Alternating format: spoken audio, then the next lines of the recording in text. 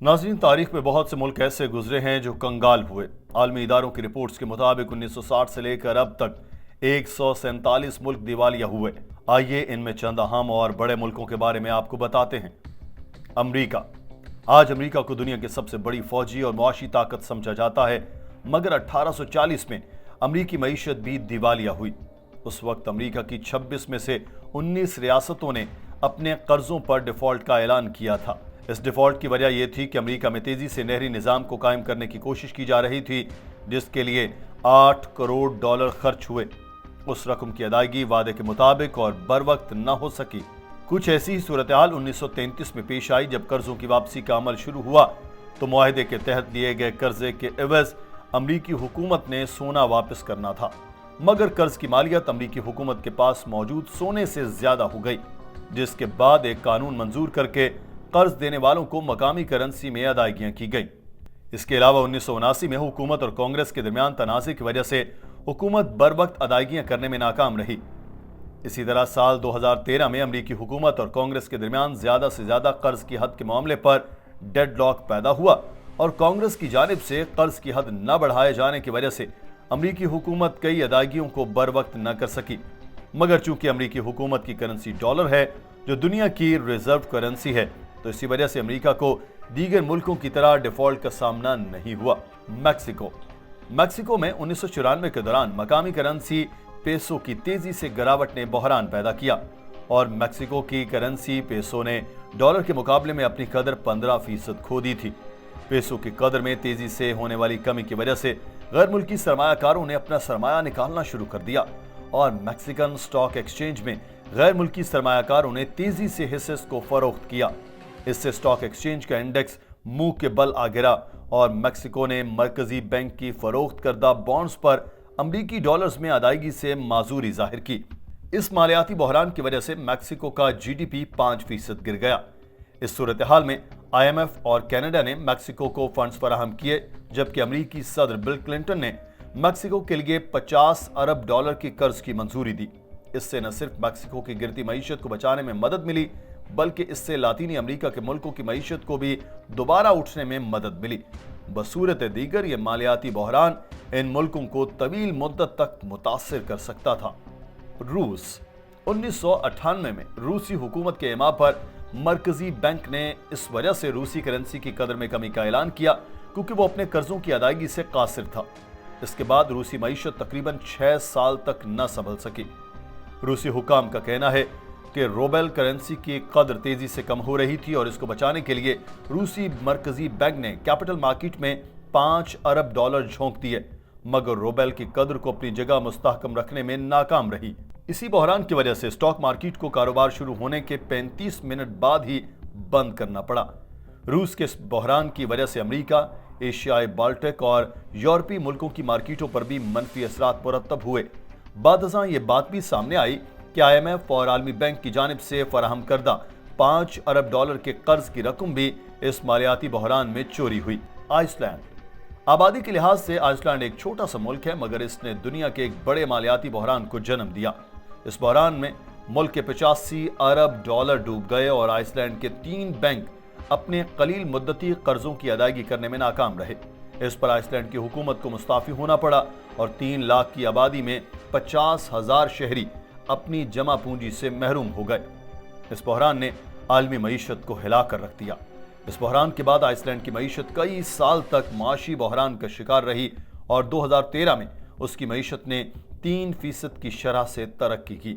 यूनान। जैसा कि ऊपर बयान किया गया है कि तारीख इंसानी में अगर किसी पहले मुल्क के दिवालिया होने का सबसे कदीम सुराग मिलता है तो वो यूनान है, मगर तारीख हाजिर में भी यूनान ने दिवालिया होने के नए रिकॉर्ड कायम किए।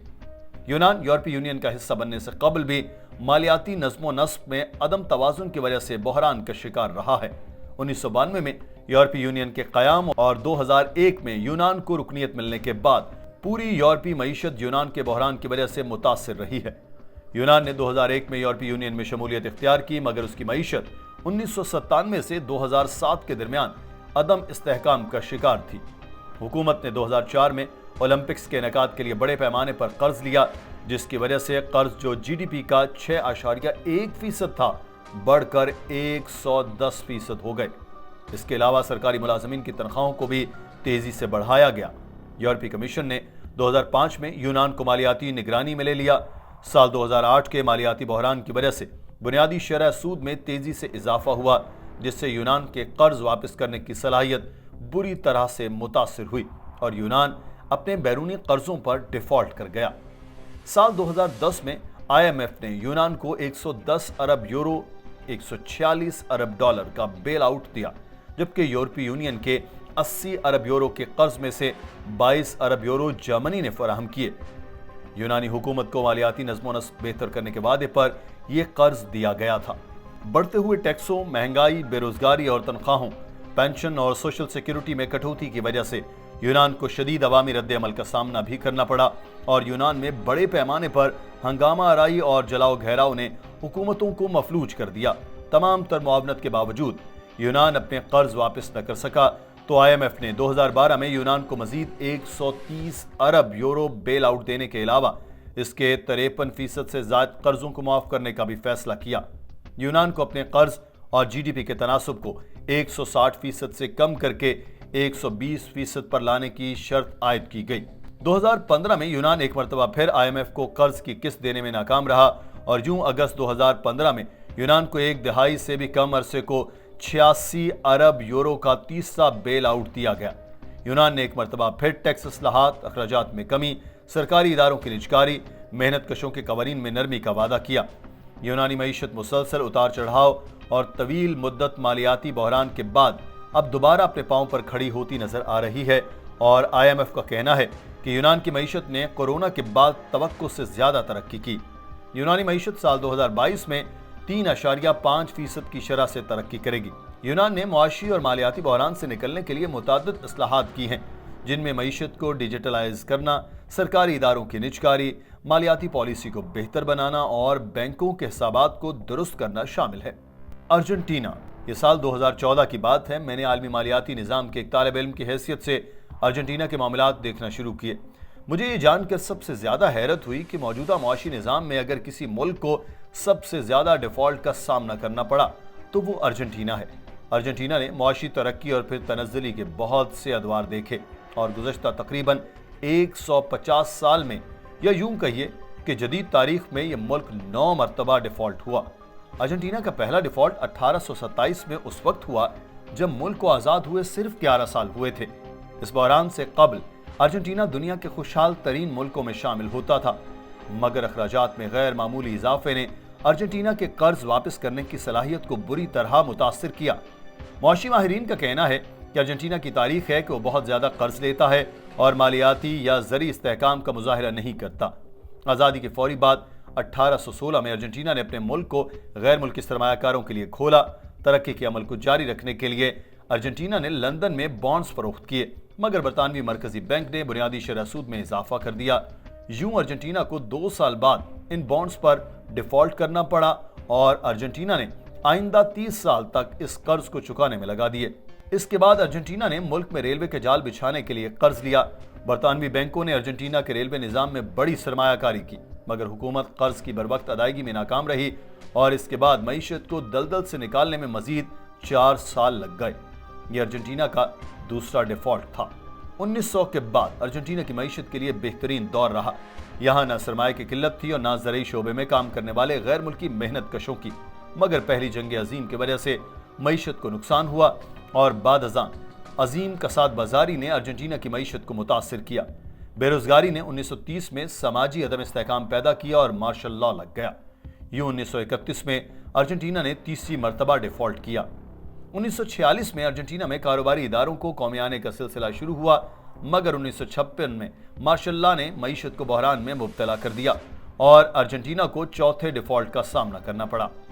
فوجی حکمرانوں نے معیشت چلانے کے لیے امریکہ اور برطانیہ بینکوں سے بڑے پیمانے پر قرض لیے۔ اس طرح غیر ملکی قرضہ 8 ارب ڈالر سے 46 ارب ڈالر تک پہنچ گیا۔ اس دوران امریکہ میں بڑھتی مہنگائی کو قابو کرنے کے لیے شرح سود 20% کر دی گئی۔ اس سے پورے لاطینی امریکہ میں قرضوں کا بحران پیدا ہوا اور ارجنٹینا سمیت 27 ملکوں نے اپنے قرضے ری اسٹرکچر کیے۔ ارجنٹینا 1980 کی دہائی میں بحران کا شکار رہا اور مہنگائی کو قابو کرنے میں ناکام رہا۔ معاشی ترقی کے باوجود ارجنٹینا کا بیرونی قرض 100 ارب ڈالر کو پہنچ گیا تھا اس की अदायगी बर वक्त न हो सकी और 5वीं मर्तबा मुल्क को डिफॉल्ट का सामना करना पड़ा। मौजूदा सदी के आगाज में महंगाई को काबू न रखने की वजह से अवाम परेशान थे। अर्जेंटीना को 95 अरब डॉलर के बॉन्ड्स की अदायगी करना थी, मगर एक मर्तबा फिर वो बर वक्त अदायगी न कर सके और उसे 2001 में डिफॉल्ट का सामना करना पड़ा। इसके बाद कर्जों की तंजीम नौ करने का मुआहिदा 2005 में हुआ। इसमें कर्ज देने वालों को 70% कर्ज छोड़ना पड़ा और उन्हें महज 30% वापस मिले। साल 2014 में अर्जेंटीना ने एक मर्तबा फिर डिफॉल्ट किया। इसके बाद 2020 में अर्जेंटीना को एक मर्तबा फिर अदायगियों के मसाइल का सामना रहा। 2018 में उसने 56 अरब डॉलर की अदायगी करना थी, जिस पर फिर डिफॉल्ट हुआ। नाज़रीन, जैसा कि ऊपर बयान किया गया है कि दुनिया के बेशतर ममालिक ने जदीद मुआशी निज़ाम में किसी न किसी तरह डिफॉल्ट या नादहिंदगी का सामना किया। ऊपर चंद मुल्कों की मिसालें दी गई हैं। इनमें कुछ मुल्कों को 1 या 2 मरतबा डिफॉल्ट का सामना करना पड़ा, मगर इन मुल्कों ने खुद को संभाला और अपने मुआशी निज़ाम और माली नज़्म नस्क को बेहतर बनाया, जिससे वो मुस्तहकम तरक्की के साथ साथ नादहिंदा होने से भी बचते रहे। इसलिए घबराने की ज़रूरत नहीं। अगर पाकिस्तान भी अपने मालियाती नज़्म नस्क को बेहतर बना ले तो वो भी बासानी मुस्तकबिल में डिफॉल्ट जैसी सूरत हाल से बच सकता है, और हमारी दुआ है कि पाकिस्तान के साथ ऐसा ही हो।